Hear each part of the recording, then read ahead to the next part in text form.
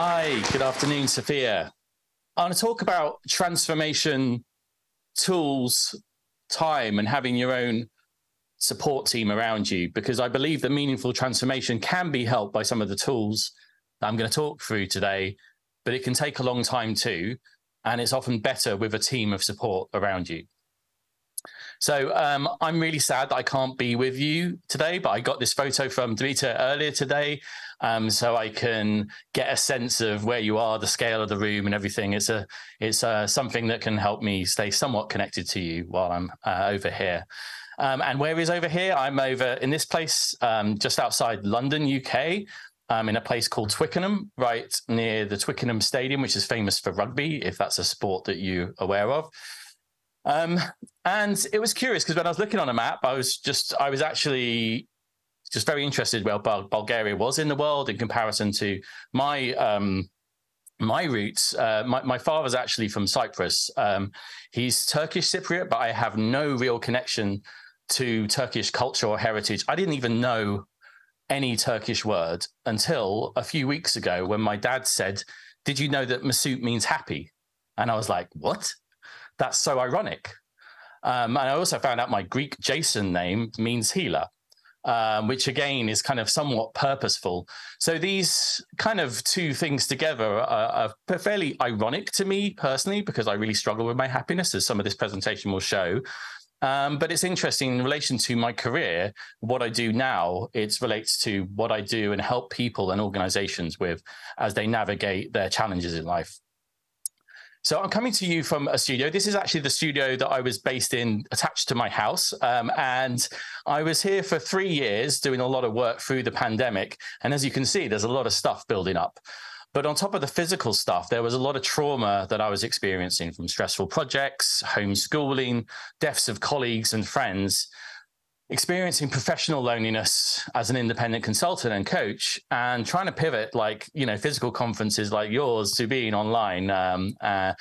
It wasn't easy. And meanwhile, I was also pursuing a career in coaching. Now I'm at an office near my home. It's a little bit cleaner and clearer, and there's the photo of you, so to kind of remind me where you are and who you are. And it's a little bit clearer. And I've been trying to do this to try and focus on finishing my book and hundreds of other things that keep on cropping up in my life. The book is kind of codenamed Shaping Design at the moment. And I'm hoping, the date keeps moving, that the beta copies will be available January 2024. We shall see about that.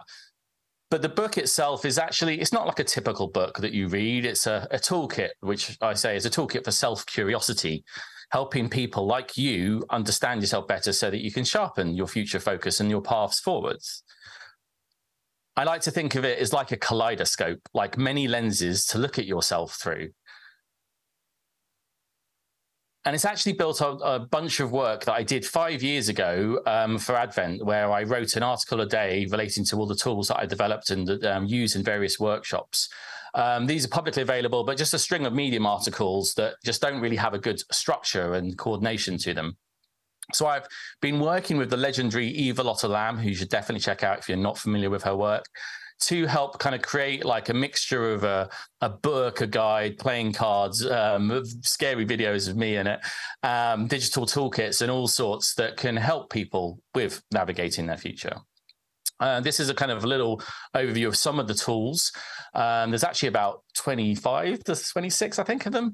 And they're organized by 6 key modes of what I call self-strategy. So understanding where you're at and where you've come from, profiling yourself in different ways, prioritizing different aspects of yourself, positioning yourself between different dimensions, envisioning a way forwards, and then planning how you might move towards that. This is a snapshot of like one of the kind of visual contents pages where there's an overview of some of these visual canvases that can help you in various ways. Cute little snapshots there. And I'm also going to be organizing these around, this is my current challenge, actually organizing these around some common contexts that people like yourselves find themselves in, whether you're starting out in this career or whether you're switching to UX from another one, or you're at a crossroads, or you're a new leader, or losing the love and your passion for the industry. And each one of those has a sequence associated to them, a sequence of the different tools that you can use to help with your particular context.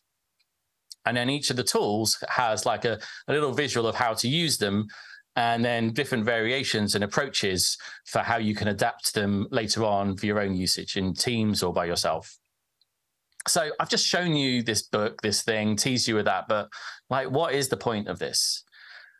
And I guess it kind of comes from this core belief that I have through my experience in this industry, that I realize that every designer is different. And this is kind of an obvious thing to say, every human is different, but every designer is different. And I want you to remember this, because this is critically important, especially where we are right now in the world.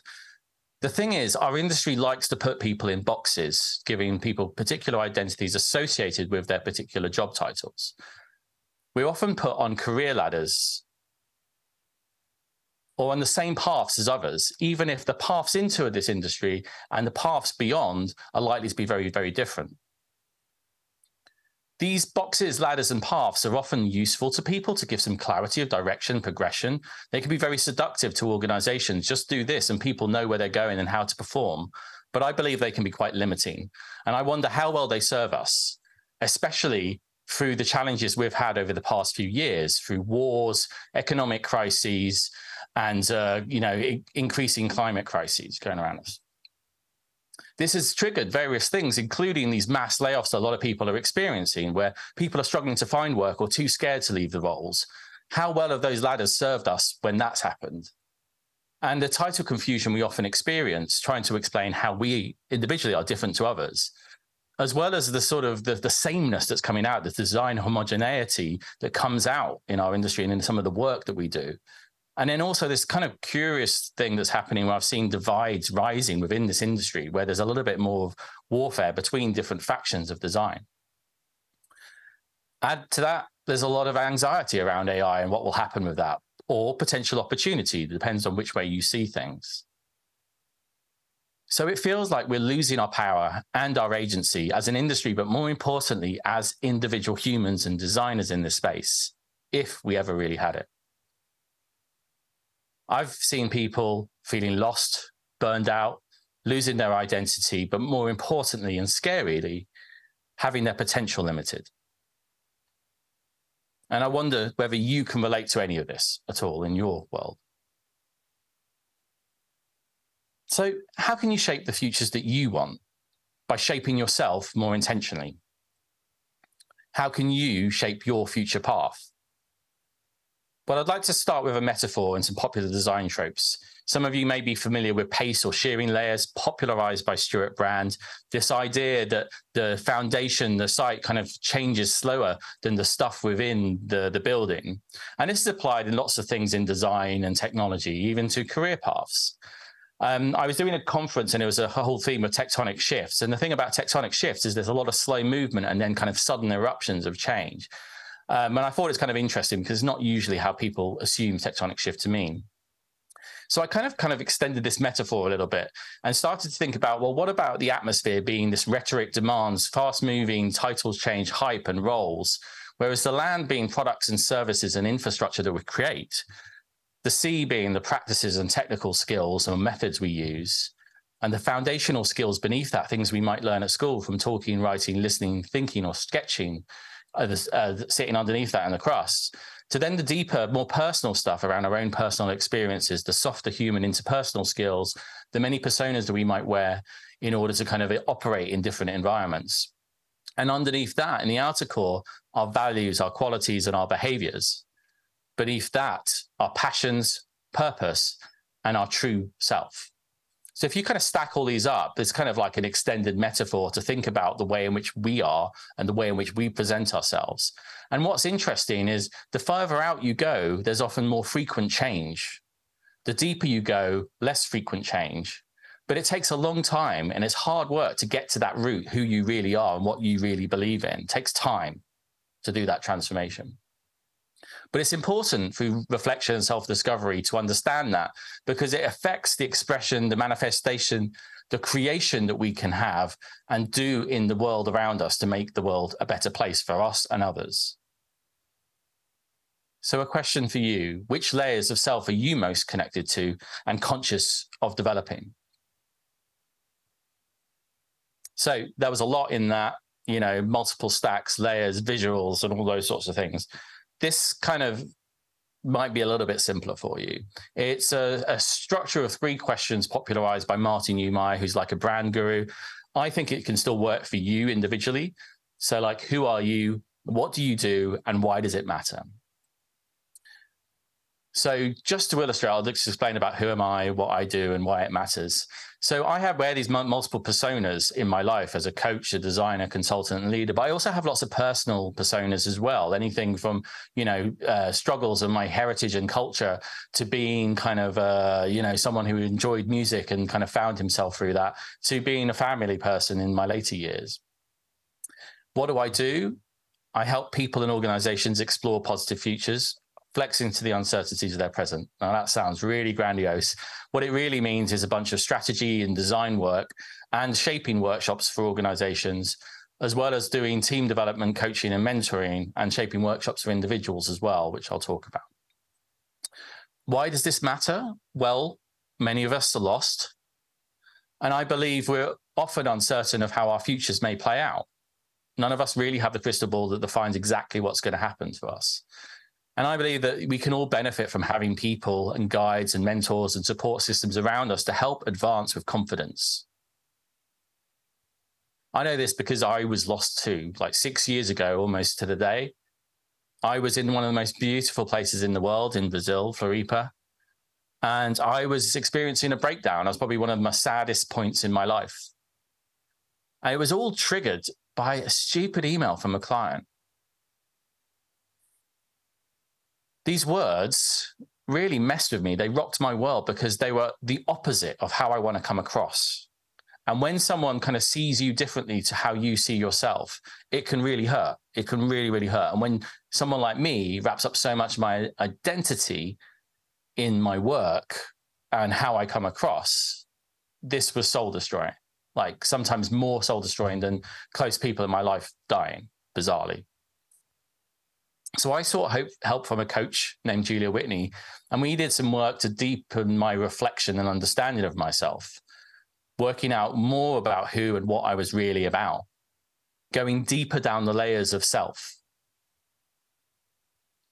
One of the tasks she gave me was to kind of do a career timeline, mapping my emotions, my experiences through my work, mapping the highs, lows, and what happened. As you can see, it's pretty erratic, like pretty crazy, and I've had some serious lows in my life.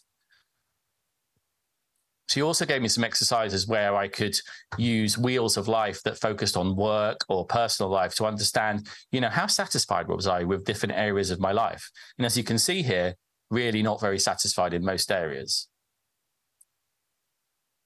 I started to understand better about who I was personally, and understanding some of my issues around kind of experiencing racist abuse as a young school kid, through to kind of my work, wearing many different personas of a designer, strategist, industrial designer, coach, to the stuff I was doing within the community that gave me energy. People like you are, like now, attendees and readers, eventually becoming a curator and a leader for communities.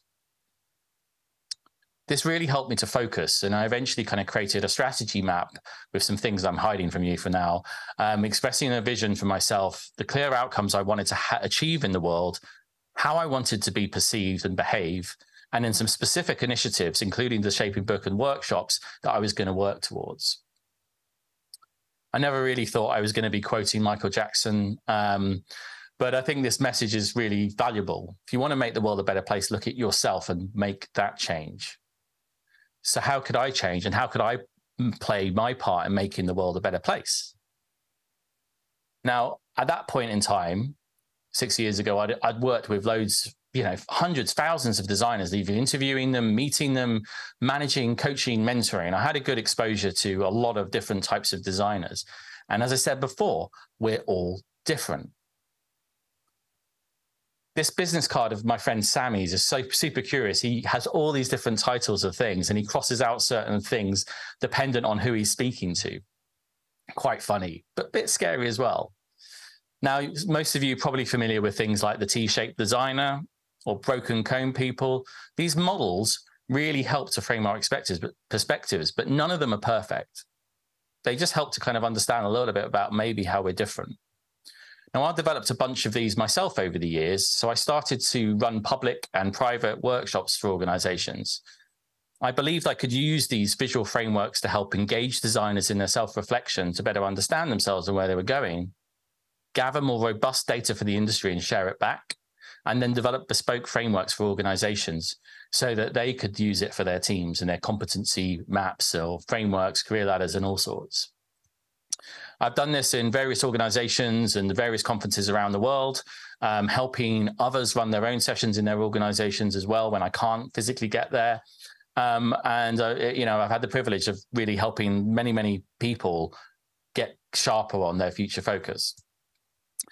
The general principle in these workshops is to kind of use these tools to kind of get a sense of like where they're at and to understand some of the differences and to prime their thinking around different ways to look at themselves through that kaleidoscope. And then to kind of create their own bespoke maps and capture areas of development, whether mentor or mentees for an organization, to kind of understand supply and demand.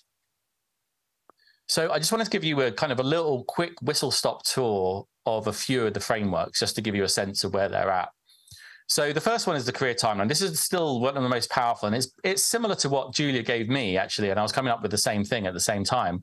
I've just added kind of some stuff around seniority, and you place different aspects, key milestones in your career, and then map your emotional highs and lows and why you got to those places.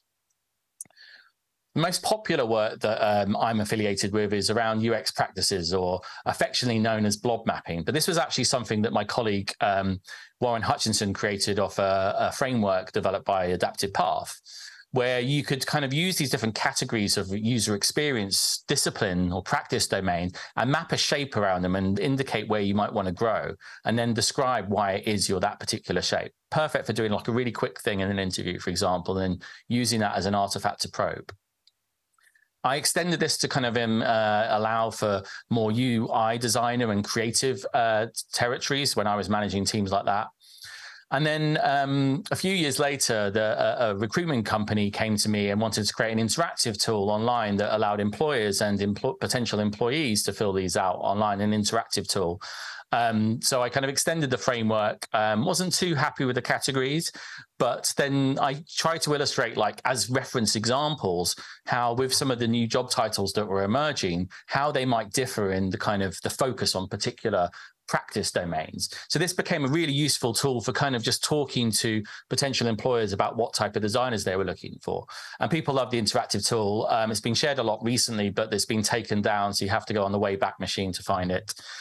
Message me and I'll try and share it at some point. So I extended this to kind of do blob mapping on the top of that framework for the book. But then I've also been developing a more refined framework, triggered by a conversation with one of my heroes, Brenda Laurel. And she was at the Interaction Seattle conference and wanted to kind of create a framework that developed it further, that I was more happy with, and we could use to kind of, survey the industry. So we created this framework, and you could kind of indicate in a similar way through a radial chart, like where you wanted to, how strong you were in particular categories, but also where you wanted to grow and where you could help other people. And we got people at the conference to kind of fill this out and put this up on the booth that we had. And it was super interesting because no one's ever the same in these things, or if they are close, they're not the same through multiple lenses. But it was super interesting to kind of get a sense of the industry there. Another of my favorite tools is false dichotomies. And this is kind of inspired by this UX versus UI meme. I mean, I used to ask people in interviews, are you more UX or UI? And it's not a binary thing. It's a kind of a trick question in some ways, right? But what if you put a bunch of different dichotomies, like kind of opposites or paradoxes on the same kind of spectrum? How could you kind of get people to say, rather than are you this or this, like to what level? So what I ask people to do is kind of indicate like where their center of gravity is with a dot, and then indicate their range with brackets, but also add arrows to where they might want to shift their center of gravity, or open or moved or shift their range. And it's a super interesting kind of brain tease to kind of do this exercise, because it gives you a sense of like where you might want to grow, but also like what your capacity is. as well as where you're most comfortable. Another popular tools is a thing that I affectionately call soft shaping. And this was inspired by a question that I asked 18 years ago around what makes a good experience architect, what we used to call user experience designers back then. And I asked colleagues, clients, and peers in the industry, what makes a good experience architect? Distilled the data, and I got this list of 18 prioritized. And most of these skills were actually not technical skills, but more softer foundational skills, qualities, interpersonal skills, or knowledge-based things. And so we got people to peer review teams and individuals, and to kind of create different shapes. We even did Jacob Nielsen for a bit of joke. And then I created some visual metaphors for each of these skills, like whether you're all ears, listeners, or you're very good at talking, or you're kind of passionate, or different aspects. So kind of using this to create a kind of poster where all this came together, a very large poster we did for the URIA conference. And this was used in recruitment events many years afterwards, and to this day I still use the framework. So in a similar way, you fill it out, kind of indicating how confident or competent you feel in each of these different categories, but it's not technical skills or practices, it's more the human interpersonal sides of things. Another of my favorites is leadership functions. So I was going for a design leadership role. Unfortunately, didn't get it. I didn't get good feedback. I kind of got ghosted before ghosting was cool. And I worked with my friend Martina Hodges-Shell to kind of think about what were the kind of key functions of design leadership at that particular time, what kind of responsibilities that I might have. We realized that a lot of these can be applied to any level of designer in an organization to different degrees. And so the difference of this one is that we started to kind of map out like how much time a design leader might spend in these different areas versus how confident do they feel. But more importantly, how much do they enjoy doing that? And it's super interesting to see the differences, the gaps between what people enjoy doing and where they're spending the time. Even more interesting to do multiple design leaders in the same organization and kind of see the differences, to see where maybe someone else who really hates doing the thing that you're doing lots of, you really, so they might hate something, sorry, that they're spending lots of time on that someone else might really enjoy who's spending no time on. So how can you distribute that load better? So in a workshop context, we'd get people to put their charts up. You kind of have a look at it, have a discussion, kind of see some of the differences. And as I said before, even if some people are similar in a particular kind of chart, they're never the same across multiple. We're all very different. And you can obviously do this online on Miro, mural boards, in the workshops, and you can kind of sort it out visually in that way. All this feeds into kind of the ability for people to kind of create their own personal profile.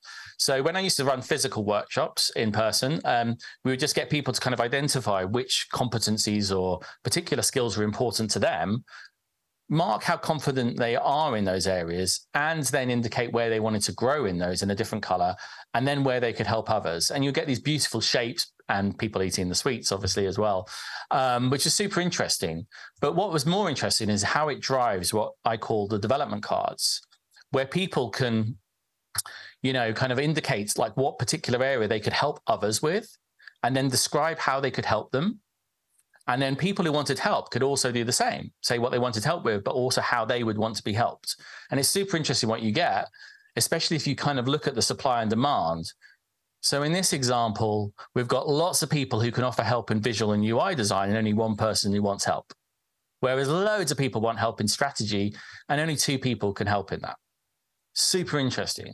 So you can do all sorts of heat mapping analysis with this sort of stuff. It's not objective quantified, but it's a useful guide and a simple starter to kind of doing some competency frameworks and training development investment. So I've given you a bit of a snapshot of this process of self-strategy with some of the examples from the book and the toolkit and the workshops that I've been developing. Everything from grounding, profiling, prioritizing to positioning, envisioning, and planning. As I summarize, this kind of helps design teams and organizations explain the differences to other stakeholders, but also differences of individuals within a team. It helps people to position the talent to the right challenges. hire to needs, strengthen capabilities, direct reflection in the team, and help to grow the culture through this kind of trade-off and mentoring and mentoring in an organization, to stop going outside for training and development, potentially. But more importantly, it helps you, people like you, the individuals, recognize their own individuality, feel seen and appreciated for their own differences, and that can aid them to clarify their focus and reassure them through tough times. So as I wrap up, I just want to kind of just explain some key messages. Look, every one of you is different, and the world needs difference right now, not the same things out of everyone. You're all beautifully individual, and you have your own unique potential. Sometimes following someone else's path is going to get in the way of that. I believe you can feel more comfortable with who you really are to shape the futures you want. I believe you have agency to shape the futures you want by better shaping your future self, by better defining who you are, what you do, and why it matters. Going beyond the boxes, the ladders, and the paths, defining your own unique shapes through a kaleidoscope of different lenses to get intimately connected with the changing layers of self, especially your passions.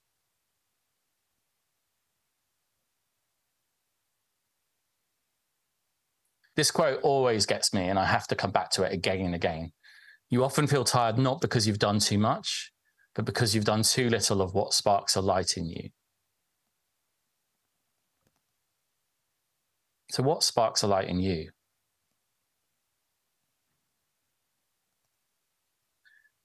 I want to remind you that meaningful transformation can be helped by tools like this, but not alone. It can take a lot of time to do this work. It's taken me over 6 years. I'm still working through stuff. And it's often better with a team of support around you. I've had a bunch of coaches, a bunch of therapists, including my most recent one from Bulgaria, my wife, my friends, my industry peers, and many, many more, all supporting me through my own transformation. Remember, you're not alone. There'll be people next to you today and around in the events that maybe could help and support you in the future. Thank you. If you want to stay updated, you can follow the QR code to stay updated on me and my various stuff. If you want to get some free tools from today, if you sign up today to my newsletter that doesn't really get many posts, I'll go to shapingdesign.net. And if you have any questions, I probably won't have time to answer them now, but I'll answer them on LinkedIn over the weekend or early next week. I'm asking questions on menti.com. So if you have a few minutes now, go there, ask the questions. But thank you so much for having me. I'm really sad I'm not there to be with you and to talk to you directly. Thank you.